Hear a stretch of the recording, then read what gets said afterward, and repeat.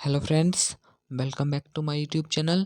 जैसा कि हमने पिछली क्लास में बात कर ली थी जो बल और न्यूटन के 3 गति विषयक नियम हैं उनके ऊपर, और जो न्यूटन के हमने 3 गति विषयक नियम पढ़े हैं वो सभी एग्जाम के लिए बहुत ही इंपॉर्टेंट हैं। ठीक है, तो आज की क्लास भी अपनी बहुत इंपॉर्टेंट होने वाली है, जिसमें आज हम पढ़ने वाले हैं संवेग क्या होता है, आवेग क्या होता है, और संवेग से संबंधित जो संवेग परिवर्तन क्या होता है, और संवेग संरक्षण का क्या सिद्धांत है। ठीक है, और साथ ही साथ आज हम पढ़ने वाले हैं लिफ्ट में जब कोई व्यक्ति बैठता है तो उसके आभासी भार में क्या परिवर्तन होता है। ठीक है, जैसा कि अपना पहला ही है संवेग। ठीक है, पहला अपना टॉपिक है संवेग यानी कि मोमेंटम। संवेग देखो है क्या, संवेग से कई सारे क्वेश्चन बनते हैं। ठीक है, और वो अभी हम कवर करेंगे।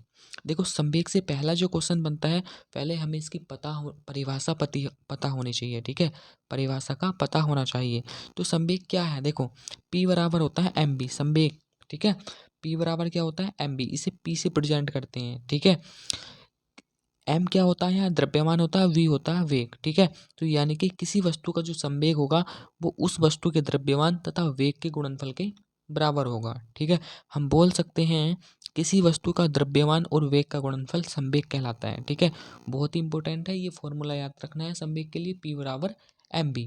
अगर हम किसके मात्रक की बात करें तो सबसे इंपॉर्टेंट क्वेश्चन बनता है यहाँ से, यह एक सदिश राशि है। ठीक है, मात्रक की अभी हम बात करते हैं, मात्रक हमें 2 याद करने हैं इसके। ठीक है, यह एक सदिश राशि है, क्वेश्चन एग्जाम में आया हुआ है संवेग कैसी राशि है, तो यह एक सदिश राशि है। ठीक है, जिसकी जो दिशा होगी वो हमेशा वेग की दिशा में होगी। ठीक है, संवेग की जो दिशा होगी वो कैसी होगी, हमेशा वेग की दिशा में होगी। ठीक है, और इसका हमें दूसरा पॉइंट ये याद रखना है, जो प्रत्येक गतिमान वस्तु में क्या होगा, संवेग होता है। ठीक है, कोई भी गतिमान वस्तु हो उसमें क्या होगा, संवेग होगा।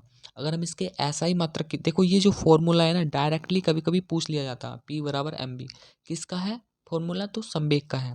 अगर हम इसके 2 मात्रक की बात करें तो हमें सबसे पहला जो मात्रक याद रखना है वो है SI मात्रक। ठीक है, कहने का मतलब ये है, देखो फॉर्मूला याद है ना, P बराबर mb, m का मात्रक यानी कि द्रव्यमान, द्रव्यमान का मात्रक क्या होता है, किलोग्राम। ठीक है, वेग, वेग का जो मात्रक होता है वो होता है मीटर पर सेकंड, तो ऐसा ही मात्रक क्या हो जाएगा, किलोग्राम मीटर पर सेकंड। ठीक है, किलोग्राम मीटर प्रति सेकंड इसका ऐसा ही मात्रक हो जाएगा। अगर हम इसके अन्य मात्रक की बात करें जो हमारे पास आया हुआ है CHSL में। ठीक है, अन्य जो मात्रक है ये वाला मात्रक CHSL में आया हुआ है, तो इसका जो अन्य मात्रक होता है न्यूटन सेकंड। ठीक है, अगर मैं साथ ही साथ बात करूं आवेग, तो आवेग जो होता है ना, चलो आवेग की अभी हम बात करते हैं क्योंकि संवेग परिवर्तन को ही आवेग बोलते हैं। ठीक है, तो अब हम देख लेते हैं इसके बाद संवेग परिवर्तन। ठीक है, तो संवेग परिवर्तन की अगर हम बात करें तो देखो संवेग परिवर्तन जो होता है वो ही आवेग होता है।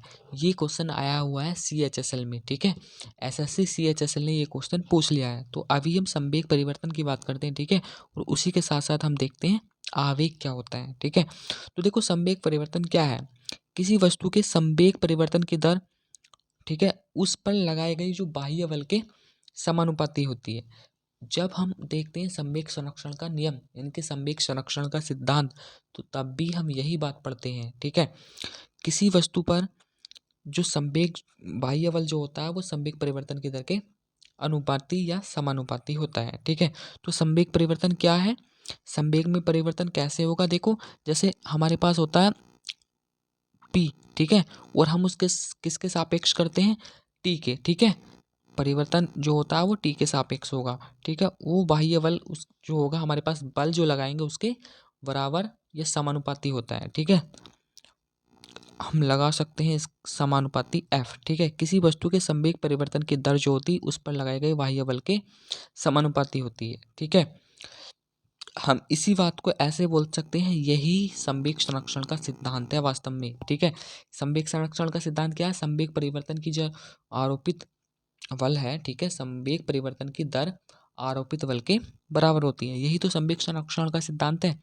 तो देखो संवेग परिवर्तन आ जाता, ठीक है, एग्जाम में ही पूछ लिया जाता कि संवेग परिवर्तन की दर किसके समानुपाती होती है, तो बाह्य बल के समानुपाती होती है। ठीक है, जो हम बल लगाते हैं उसके समानुपाती होती है।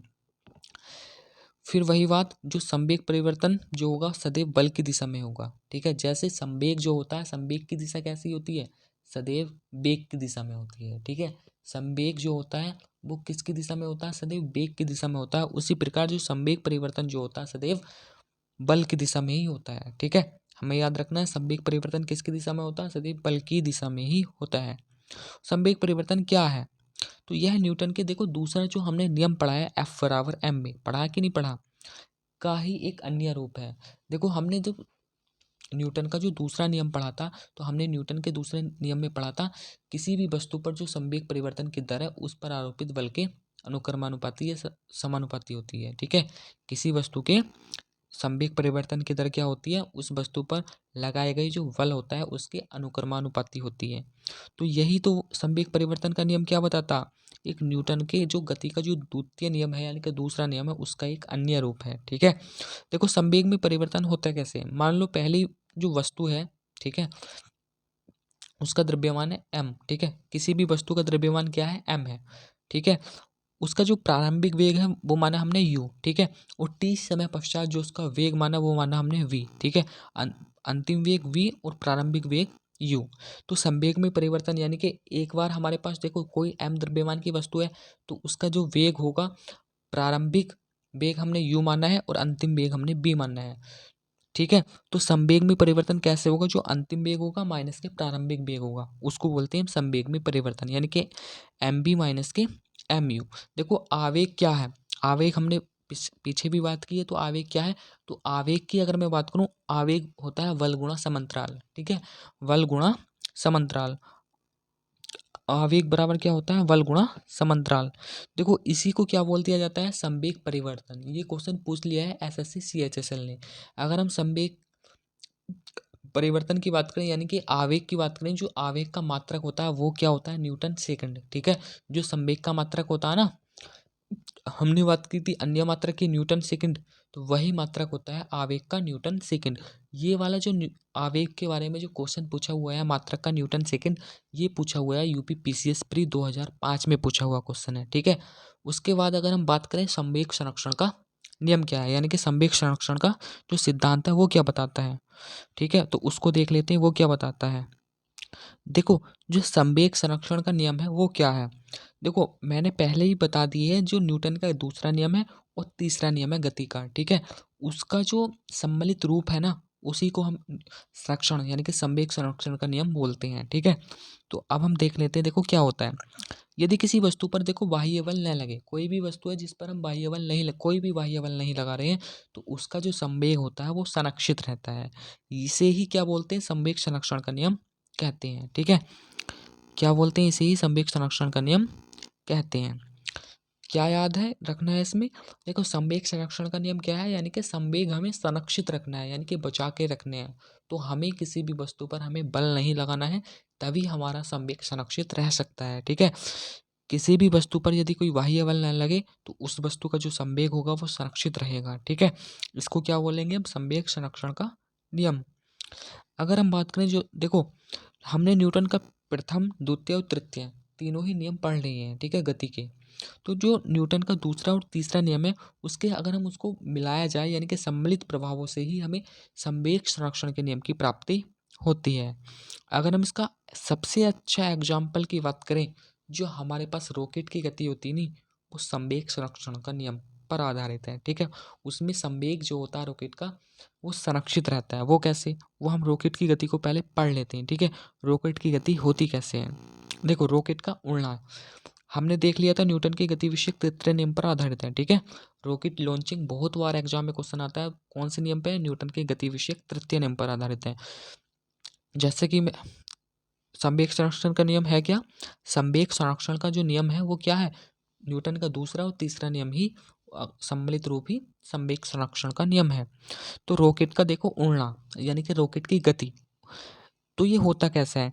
देखो रॉकेट का जो ईंधन, रॉकेट में जो ईंधन जलाया जाता है नहीं, तो उसमें तीव्र गति से गैसीय निकास होता है। वो क्या होता है? वो पीछे की ओर होता है। ठीक है, जब रॉकेट का ईंधन जलता है तो उसमें गैस या जो गैस होती है ना बहुत तीव्र गति से निकलती है। ठीक है, वो क्या होता है? वो प्रतिक्रिया डालता है। ठीक है, रॉकेट को प्रतिक्रिया डालता है और रॉकेट को ऊपर की ओर धकेलता है। ठीक है, वो जो गैसें होती हैं वो प्रतिक्रिया, मैंने बताया था क्रिया क्या है, एक वस्तु द्वारा दूसरी वस्तु पर लगाया गया जो बल होता है वो क्या कहलाता है, क्रिया कहलाता है। ठीक है, ये हमने देख लिया था ना, एक वस्तु द्वारा दूसरी वस्तु पर लगाए गए बल को वो क्या बोलते हैं, क्रिया, और दूसरी वस्तु द्वारा पहली वस्तु पर लगाए गए बल को बोलते हैं प्रतिक्रिया। ठीक है, तो होता क्या है, जब हमारी गैसें निकलती हैं तो वो प्रतिक्रिया डालती हैं। ठीक है, जिससे क्या होता है, प्रति रॉकेट जो होता है ऊपर की ओर, वो जो गैसें होती है वो ऊपर की ओर धकेलती हैं। ठीक है, कहने का मतलब फिर उसके बाद ये है, जो रॉकेट का जो ईंधन होता है ना, वो नियत वेग से तो देखो जलता है। ठीक है, रॉकेट का जितना भी ईंधन होता है वो नियत वेग से जलता है। ठीक है, जलता है तो फिर क्या होता है, उसमें संवेग जो परिवर्तन की दर है वो भी नियत वेग से बनी रहती है। देखो, जब ईंधन एक समान रूप से जलेगा तो जो संवेग परिवर्तन की जो दर है वो भी एक समान बनी रहेगी। ठीक है, पर जैसे जैसे रॉकेट जो ऊपर उड़ता जाएगा, ठीक है, उड़ता है, उसमें क्या होता है, ईंधन के दहन होने से देखो रॉकेट का द्रव्यमान कम होने लगता है। ठीक है, ईंधन समाप्त होने लगता है, तो जितना ईंधन कम होता चला जाएगा, रॉकेट का जितना वजन होगा वो कम होता चला जाएगा।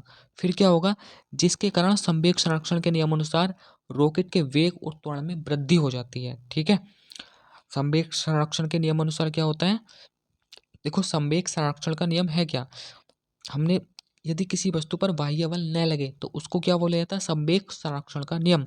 और इसमें क्या होता है, रॉकेट में जब उसका द्रव्यमान कम होता चला जाता है, ठीक है, तो संवेग संरक्षण का हमने नियम पढ़ा है, तो क्या पढ़ा है, रॉकेट के वेग और त्वरण में वृद्धि होगी। ठीक है, क्या फिर क्या होगा, अतः गैस जितना संवेग परिवर्तन पीछे की ओर, यानी कि गैस जो होगा संवेग परिवर्तन पीछे की ओर होगा, उतना ही संवेग परिवर्तन रॉकेट में जो होगा सामने की ओर, यानी कि आगे की ओर उत्पन्न होता है। ठीक है, क्योंकि वो धकेलती हैं वे गैसें, तो अब होगा क्या, जिससे रॉकेट उड़ेगा। इसी नियम को क्या बोलेंगे हम, संवेग संरक्षित रहेगा। संवेग संरक्षित क्यों रहेगा, क्योंकि जितना संवेग परिवर्तन गैसों ने पीछे की ओर किया है, उतना ही संवेग परिवर्तन उस गैस ने क्या हुआ है, आगे की ओर धकेलने में किया है। ठीक है, तो ये है हमारे पास संवेग संरक्षण का नियम। ठीक है, उसके बाद अगर हम बात करें तो उसके बाद बात करते हैं हम, जो लिफ्ट में किसी व्यक्ति का जो आभासी भार होता है वो कैसे बदलता है। ठीक है, तो वो देख लेते हैं, लिफ्ट में किसी वस्तु का आभासी भार कैसे बदलता है, इसका स्क्रीनशॉट भी ले सकते हैं। ठीक है, तो वो देख लेते हैं हम क्या होता है। देखो भाई, लिफ्ट में जो किसी वस्तु का जो आभासी भार होता है ना, तो उससे हमारे पास कई सारे एग्जाम में क्वेश्चन आए हुए हैं। ठीक है, यूपी पीसीएस प्री से लेकर एसएससी सीजीएल तक आए हुए हैं। ठीक है, लिफ्ट में किसी वस्तु के जो भार से। ठीक है, अगर हम बात करें, देखो लिफ्ट में किसी वस्तु का भार होता क्या है, लिफ्ट देखो ऊपर जाती है नीचे जाती है। ठीक है, यही हमें दो चीजें वास्तव में पढ़नी है, इनसे ही हमारे पास क्वेश्चन पुट होते हैं। देखो क्या है, जब लिफ्ट हमारे पास ऊपर जाएगी, लिफ्ट में हम बैठे हुए हैं, ठीक है, और लिफ्ट जो होगी वो ऊपर जाएगी, तो हमारा जो भार होगा ना वो हमें बढ़ा हुआ प्रतीत होगा। ठीक है, इनके वेट हमें कैसा प्रतीत होगा, हमें कुछ उसमें वजन ज़्यादा लगेगा अपने आप में। ठीक है, हमारा भार क्या होता है, व्यक्ति का भार बढ़ा हुआ प्रतीत होता है। हम बोल सकते हैं डब्लू बराबर, इसका फॉर्मूला देखो, डब्लू बराबर एम जी होता नहीं, डब्लू बराबर क्या होता है, वेट हमने पढ़ लिया है। ठीक है, भार और द्रव्यमान में हमने सबसे पहले कन्फ्यूजन दूर किया था। ठीक है, तो डब्लू बराबर एम जी होता नहीं, तो हमें जो भार होगा वो प्रतीत कैसा होगा, बढ़ा हुआ। तो कहने का मतलब यूँ है, तो बढ़ा हुआ होगा, तो जी प्लस ए। ठीक है, जी प्लस ए हमारे पास भार जो होगा वो बढ़ा हुआ प्रतीत होगा। अब लिफ्ट, ये क्वेश्चन आया हुआ है डायरेक्टली यूपी पीसीएस प्री में आया हुआ है। ठीक है, जब लिफ्ट ऊपर जाएगी तो हमें भार कैसा प्रतीत होगा, बढ़ा हुआ प्रतीत होगा। डायरेक्टली ये वाली लाइन ही आई हुई है। ठीक है, अगर हम बात करें जब लिफ्ट नीचे आएगी तब क्या होगा, ठीक है, तो हमारा जो भार होगा, यानी कि व्यक्ति का जो भार होगा वो घटा हुआ प्रतीत होगा। ठीक है, कहने का मतलब ये है, डब्लू बराबर, इसका अगर हम बात करें तो डब्लू बराबर क्या हो जाएगा, एम जी माइनस ए। ठीक है, जी माइनस ए, तो भार क्या होगा, इस फॉर्मूले से हम बाहर भी निकाल सकते हैं। ठीक है, इस फॉर्मूले से हम कितना बाहर निकाल सकते हैं, जो घटा हुआ भार होगा वो प्रतीत होगा, वो निकाल सकते हैं। ठीक है, अगर हम बात करें, जब लिफ्ट एक समान वेग, यानी कि एक समान वेग का मतलब क्या है, त्वरण जीरो, यानी कि त्वरण क्या होगा, शून्य। ठीक है, एग्जाम में कई बार यहाँ से क्वेश्चन पूछ लिया जाता है कि एक समान वेग में त्वरण कितना होगा, शून्य होगा, कितना होगा। ठीक है, ऐसे पूछ लिया जाता है, तो ऑप्शन में एक जगह मिलता है आपको शून्य, तो एक समान वेग में त्वरण कैसा होता है, शून्य होता है। ठीक है, ऊपर जाएगी या नीचे जाएगी, एक समान, जब लिफ्ट जो होगी एक समान वेग से ऊपर जाएगी या नीचे जाएगी। ठीक है, तो व्यक्ति का जो अपना भार होगा वो उसमें परिवर्तन नहीं होगा। ठीक है, व्यक्ति को अपने भार में परिवर्तन प्रतीत नहीं होगा। ठीक है, ये वाला क्वेश्चन याद रखना है। अगर हम बात करें यदि नीचे आते समय लिफ्ट की डोरी ही टूट जाए तब क्या होगा, तो पिंड जो होगी ना वो डायरेक्ट नीचे गिरेगी। ठीक है, मुक्त रूप से नीचे गिरेगी। और मुक्त रूप से नीचे गिरने का मतलब क्या है, ए बराबर जी, यानी कि त्वरण जो होगा ना, त्वरण देखो ए बराबर जी का क्या मतलब है, देखो त्वरण क्या होता है, जो लिफ्ट का त्वरण है ना वो कितना हो जाएगा, वो भी बराबर हो जाएगा किसके, पृथ्वी के गुरुत्वीय त्वरण जी के बराबर हो जाएगा। जी क्या है यहाँ, पृथ्वी का गुरुत्वीय त्वरण, जिसका मान क्या होता है 9.8। ठीक है, कितना होता है 9.8 मीटर पर सेकंड स्क्वायर, जी का मान होता है।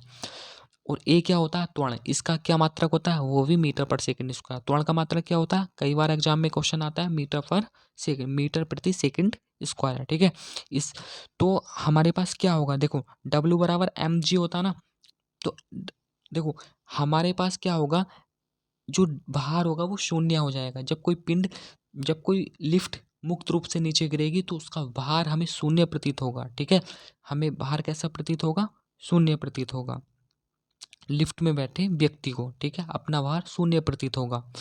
अगर हम बात करें यदि नीचे उतरते समय लिफ्ट, यानी कि जो पृथ्वी का गुरुत्वीय त्वरण जी है, यानी कि 10, उसका जिसका मान कितना होता है, गुरुत्वीय त्वरण का मान 9.8 मीटर पर सेकंड स्क्वायर या 10 भी बोल सकते हैं। ठीक है, से अधिक त्वरण से गति करे तो क्या होगा, तो लिफ्ट में बैठे व्यक्ति पर एक आभासी बल लगेगा, और वो जो बल लगेगा वो बल लगेगा ऊपर की ओर। तो ऊपर की ओर लगेगा ना, तो व्यक्ति जो होगा लिफ्ट की छत पर जा लगेगा, जिससे उसकी मृत्यु होने की संभावना है। ठीक है, तो ये हमारे पास लिफ्ट के आभासी जो भार होता है उससे क्वेश्चन बनते हैं। अगर मैं एक क्वेश्चन की बात करूं जो यूपी पीसीएस प्री में आया हुआ है, ठीक है, किसी लिफ्ट में बैठे हुए व्यक्ति को अपना भार कब अधिक मालूम पड़ेगा।